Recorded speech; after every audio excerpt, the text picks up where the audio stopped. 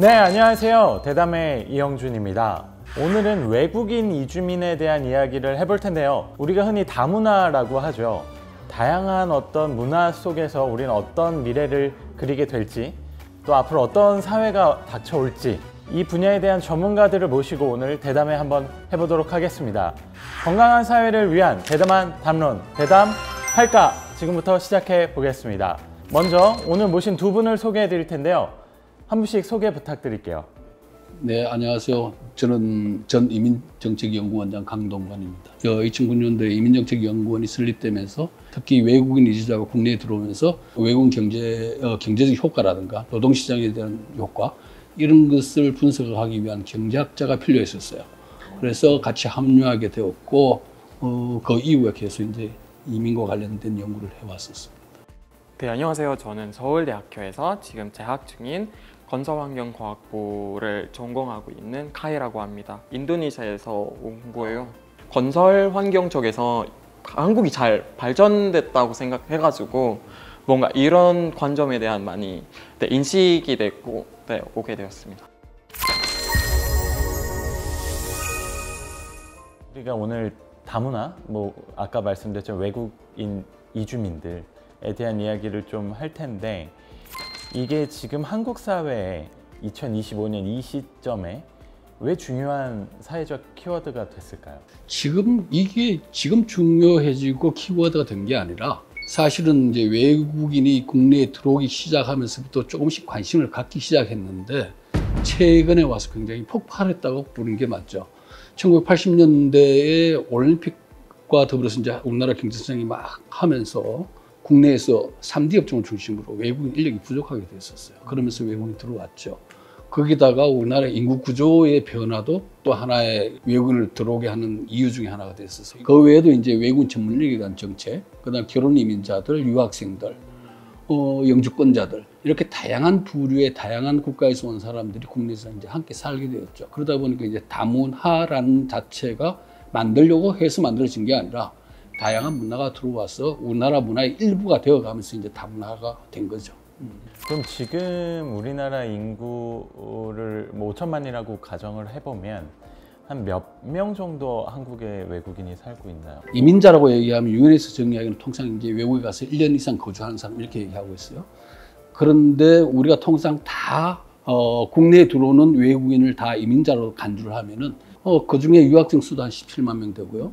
그 다음에 비전문 인력으로 들어온 사람들도 한 58만 명, 60만 명 가까이 되고요.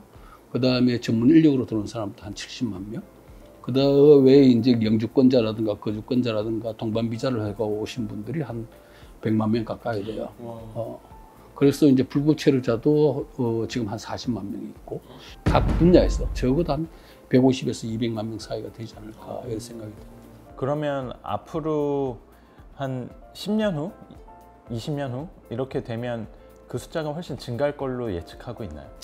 당연하죠. 그냥 우리의 가장 큰 그림을 우선 보면은 인구 구조에 관한 거예요. 인구 구조가 보면은 많은 분들이 이제 들어서 아시겠지만 1970년대 초만 해도 1년에 태어난 애기들 수가 100만 명이 있었습니다. 근데 작년, 재작년에 23만 명이 태어났어요. 사망률을 어떻게 지적할 수 있는 게 아니에요. 의학 기술이 발전하다 보니까 더 오래 살게 됐고, 그러다 보니까 이제 인구 구조의 언어를 안정화시키기 위해서는 필요한 방법이 외부로부터의 인구 유입, 이민이 이제 필요한 시대가 된 거죠. 결국 우리는 외국인하고 같이 살 수밖에 없다. 그러다 보니까 아까 얘기하신 대로 이주에 대한 어떤 관심사가 이제 폭발하게 되게 된 이유가 되죠. 듣다 보니까 그럼 카이가 살고 있는 인도네시아 상황은 어떤가요? 인도네시아에서는 상황이 다르게 우리 출산율이 아직 높은 편이고 이런 이슈가 없거든요, 제 생각에서. 근데 반면에 우리 일자리도 부족하는 편이라고 생각하고요. 그것 때문에 인도네시아 사람들도 요즘 많이 다른 나라로 이민자로 가고 일도 하고 있는 것 같습니다. 그러면 미래에는 이게 좀 더 다양한 나라에서 많이 유입이 될 것 같거든요. 그러면 우리 원장님이 보실 때 좀 주목하는 좀 나라가 있으세요? 어느 나라가 중요한 게 아니라 어떤 사람을 데려오느냐가 가장 큰 문제예요. 그래서 이제 본래 이민 정책이란 게 크게 두 가지 정책이에요. 하나는 이민자를 데려오는 거고, 하나는 이민자와 함께 사는 사회 통합 정책이란 말이에요. 이것이 이제 같이 굴러가야 되는데, 이민자 유입에 있어서는 언제 어느 시기에 얼마만큼의 노동자를 어떤 분야에 어떤 직업군에 있는 사람을 어떻게 데려올 것인가, 이것이 이제 굉장히 중요한 거예요. 이제 그거에 대해서는 어느 나라가 중요한 것이 아니라 우리나라 산업 전반에 걸쳐 갖고 어느 쪽이 필요한 분야에 따라 갖고 사람을 데려오는 거죠. 그리고 지금 이제 탤런티드된 포리너, 이주자들을 갖다 필요로 하는데, 그분들이 국내에 들어와서 이제 우리나라 산업계에도 이제 공헌을 하라는 거죠. 단순 노무자가 아니라 이제 뛰어난 사람들, 카이 같은 친구들이 국내에 남아서 취업도 하고, 그다음에 우리나라가 같이 살아갈 수 있는 그런 걸 만들어야 되는 반면에, 한편은 지금 오늘 이제 다문화 시간이기도 하지만 이분들하고 함께 같이 살아야 되는 거죠. 이것이 이제 굉장히 이민정책 중에 큰 분야 중에 하나.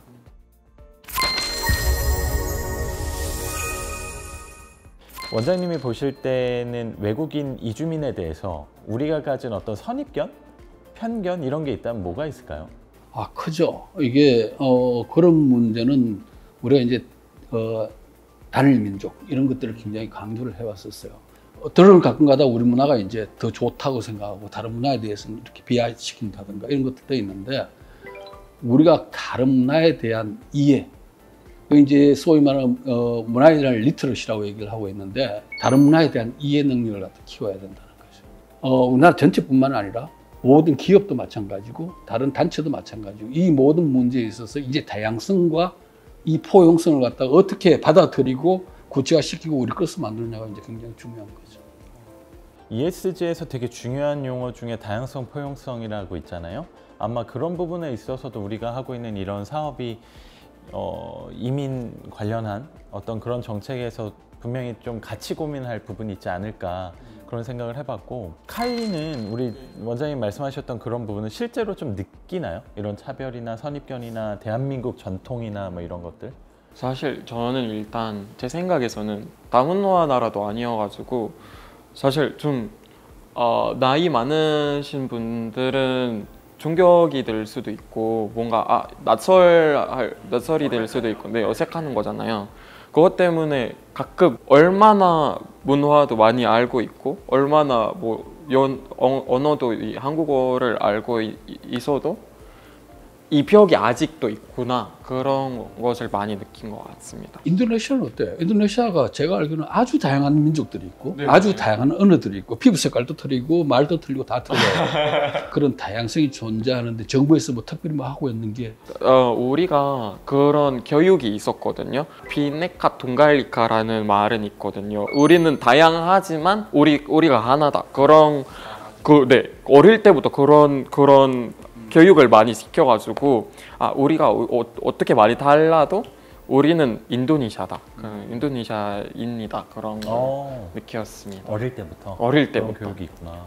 어떻게 보면은 한국만의 한국식, 뭐 K컬처처럼 한국식 이민 정책이나 한국만의 어떤 차별화된 그런 문화가 좀 잘 만들어질 필요가 있겠네요.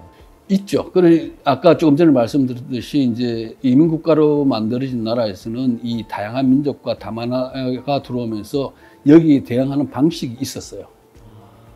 이제 여러 가지 이제 학자들이 만들어 놓은 모델 중에 차별 배제 모델이라고 그래서 다른 문화는 배제하고 우리 문화만 중심으로 하겠다, 이런 것들이죠. 또 멜팅 팟이라고 그래서 동아주의 모델도 있어요.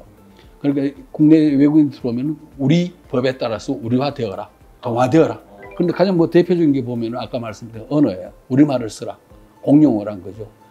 미국이 공용어가 없었어요. 미국 가면 우리가 당연히 영어를 하니까 영어가 공용어인 줄 알았는데 공용어가 아니었다가 얼마 전에 트럼프가 이제 우리가 공식 용어를 영어로 하겠다, 이게 발표한 거예요. 이게 어떻게 보면 동아주의적인 반응이에요. 이제 다문화에 대한 방식 중 제일 많이 썼던 게 다문화주의예요.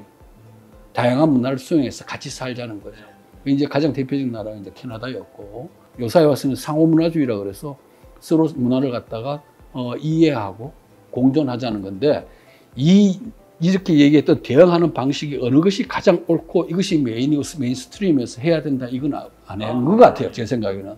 그래서 이런 모델들이 각각의 정책에 맞게 잘 활용되도록 해야 되는 거고, 아까 이제 사회자님께서 말씀하셨듯이 한국하고 가장 맞는 모델이 무엇인가, 이걸 만들어서 네. 이제까지 나온 모델하고 이제 잘 융합해서 함께 공존할 수 있는 방법을 만들어 나가야 되겠죠.